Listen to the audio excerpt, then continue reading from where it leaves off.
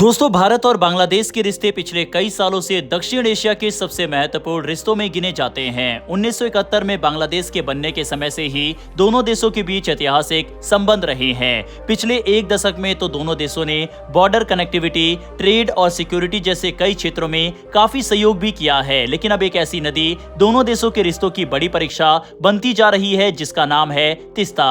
तीस्ता सिर्फ एक नदी नहीं है, ये भारत के लिए पानी, खेती और एनर्जी से जुड़ा मुद्दा है, जबकि बांग्लादेश के लिए लाखों किसानों और नॉर्थर्न बांग्लादेश की लिवलीहुड से जुड़ा हुआ है। लेकिन अब तीस्ता का मामला सिर्फ पानी तक सीमित नहीं रह गया। इसके साथ चाइना की बढ़ती इन्वॉल्वमेंट और भारत के बेहद सेंसिटिव सिलीगुड़ी कॉरिडोर की सिक्योरिटी से भी जुड़ गई है। सबसे पहले समझते हैं कि तीस्ता है क्या। तीस्ता नदी हिमालयाज से निकलती है और सिक्किम और वेस्ट बंगाल से होकर बांग्लादेश में प्रवेश करती है। इसके बाद ये बांग्लादेश में जमुना नदी से मिलती है, जिसे वहां ब्रह्मपुत्र के नाम से जाना जाता है। बांग्लादेश के नॉर्थर्न डिस्ट्रिक्ट में खेती और लोगों की रोजमर्रा की जिंदगी के लिए तीस्ता का पानी बेहद महत्वपूर्ण है। दूसरी तरफ वेस्ट बंगाल के नॉर्दर्न बंगाल के कई इलाकों में भी इरिगेशन और पावर जनरेशन के लिए इसी नदी का इस्तेमाल होता है।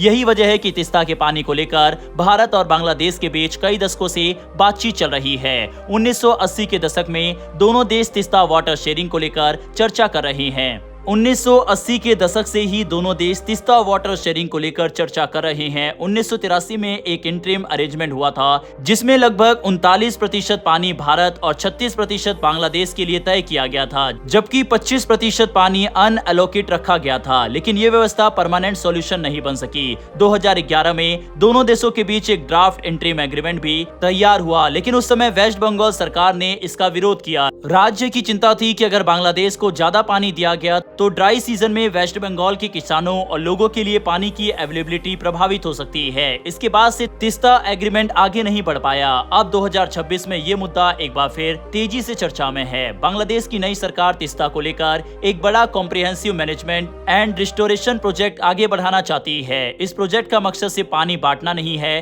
इसमें river restoration, flood control, river bank erosion को रोकना और ड्राई सीजन में पानी की कमी को कम करना शामिल है। बांग्लादेश के वाटर रिसोर्सेज मिनिस्टर ने हाल ही में कहा है कि बांग्लादेश भारत के साथ अपने फ्रेंडली रिलेशन को खराब नहीं करना चाहता, लेकिन उनका कहना है कि जिस तरह भारत के अपने इंटरेस्ट है, उसी तरह बांग्लादेश के भी अपने इंटरेस्ट है। यानी ढाका का मैसेज ये है कि तीस्ता का समाधान ऐसा होना चाहिए जिसमें दोनों देशों के इंटरेस्ट का ध्यान रखा जाए। बांग्लादेश के नॉर्दर्न डिस्ट्रिक्ट में इस प्रोजेक्ट को लेकर लोगों की उम्मीदें भी काफी ज्यादा है। वहां हर साल फ्लड, रिवर इरोजन और ड्राई सीजन में वाटर शॉर्टेज जैसी समस्याएं सामने आती है। कई किसानों की जमीन नदी के कटाव में चली जाती है और दूसरी तरफ खेती के लिए पानी की कमी भी होती है। बांग्लादेश का कहना है कि अगर तीस्ता रिस्टोरेशन प्रोजेक्ट लागू नहीं हुआ तो इन समस्याओं का असर आने वाले समय में और बढ़ सकता है। लेकिन अब इस पूरी कहानी में चाइना की एंट्री ने इसे और सेंसिटिव बना दिया। बांग्लादेश इस बड़े तीस्ता प्रोजेक्ट के लिए चाइना से टेक्निकल सपोर्ट ले रहा है। जून 2026 में बांग्लादेश के प्राइम मिनिस्टर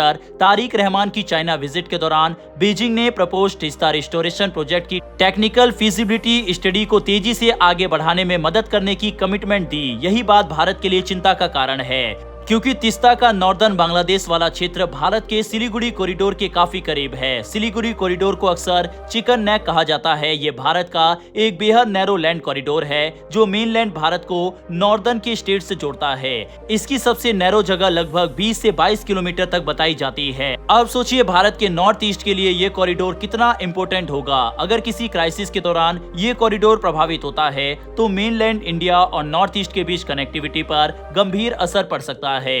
इसीलिए भारत की सिक्योरिटी एजेंसीज इस पूरे क्षेत्र को बहुत सेंसिटिव मानती है। यहाँ एक बात समझना जरूरी है कि चाइना का तीस्ता प्रोजेक्ट में इन्वॉल्वमेंट होने का मतलब ये नहीं है कि चाइना कोई मिलिट्री बेस बनाने जा रहा है या भारत पर हमला होने वाला है। ऐसा दावा करना जल्दबाजी होगी। बांग्लादेश को अपने डेवलपमेंट प्रोजेक्ट के लिए इंटरनेशनल पार्टनर्स चुनने का पूरा अधिकार है। अगर कोई प्रोजेक्ट फ्लड कंट्रोल, इरिगेशन और रिवर रिस्टोरेशन के लिए है तो उसे सिर्फ चाइना की इन्वॉल्वमेंट के कारण ऑटोमेटिकली सिक्योरिटी थ्रेट कहना भी सही नहीं होगा। लेकिन दूसरी तरफ भारत की चिंता को भी नजरअंदाज नहीं किया जा सकता।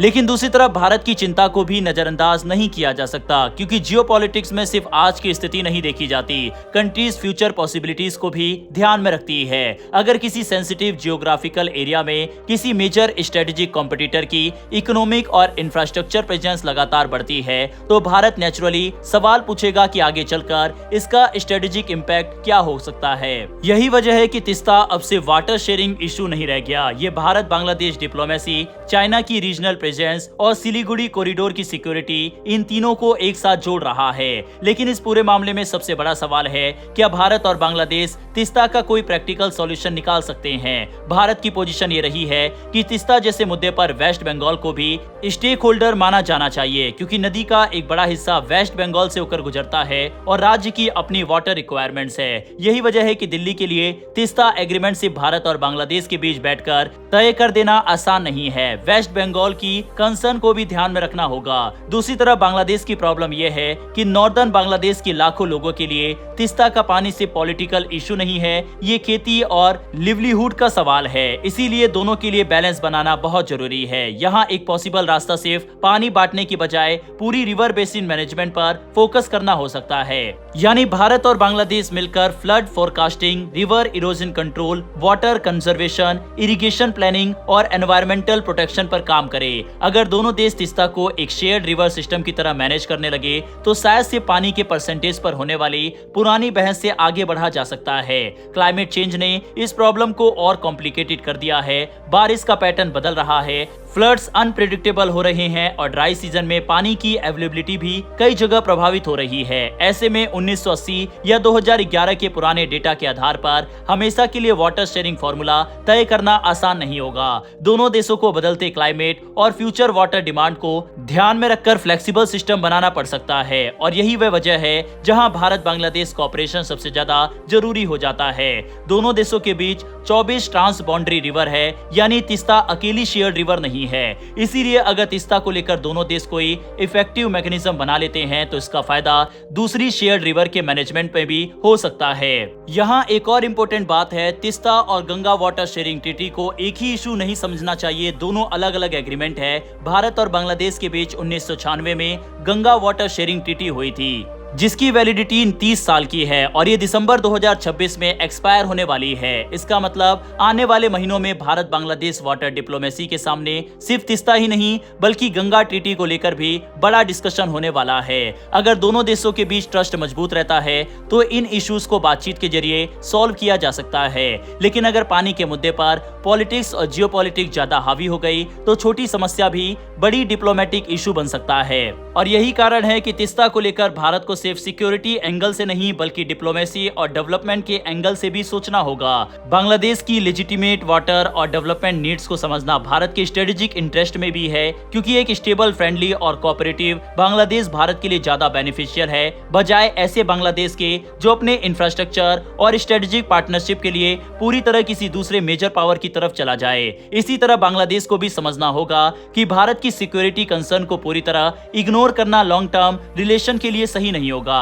अगर चाइना तीस्ता प्रोजेक्ट में टेक्निकल या फाइनेंशियल सपोर्ट देता है तो बांग्लादेश को ट्रांसपेरेंसी बनाए रखनी चाहिए और भारत के साथ भी लगातार कम्युनिकेशन रखना चाहिए। इससे गलतफहमी कम की जा सकती है, क्योंकि असली प्रॉब्लम चाइना नहीं है। असली प्रॉब्लम तब शुरू होगी जब भारत और बांग्लादेश एक दूसरे पर भरोसा करना बंद कर देंगे। 1971 के बाद दोनों देशों के रिश्तों में कई बार मुश्किलें आई हैं, लेकिन पिछले वर्ष में दोनों ने कई बड़े इश्यूज बातचीत से सॉल्व किए हैं। 2015 का लैंड बाउंड्री एग्रीमेंट इसका सबसे बड़ा एग्जाम्पल है। यह एग्रीमेंट डिकेड्स पुराने कॉम्प्लिकेटेड बॉर्डर इश्यूज को नेगोशिएशन के जरिए सॉल्व करने की दिशा में एक हिस्टोरिक कदम था। तीस्ता को भी इसी तरह की पॉलिटिकल इमेजिनेशन की जरूरत है। भारत की सिक्योरिटी कंसर्न लेजिटिमेट है, बांग्लादेश की डेवलपमेंट और वाटर नीड्स भी लेजिटिमेट है। दोनों एक दूसरे के खिलाफ खड़ा करने की बजाय एक ऐसा सॉल्यूशन खोजने की जरूरत है जिससे दोनों के इंटरेस्ट को जगह मिले, क्योंकि अगर तीस्ता सिर्फ एक वाटर शेयरिंग डिस्प्यूट बनकर रह गई तो चाइना फैक्टर इसे और कॉम्प्लिकेटेड बना सकता है। लेकिन अगर भारत और बांग्लादेश इसे जॉइंट रिवर मैनेजमेंट और स्ट्रेटेजिक कोऑपरेशन के अवसर में बदल देते हैं तो यही तीस्ता दोनों देशों के रिलेशन को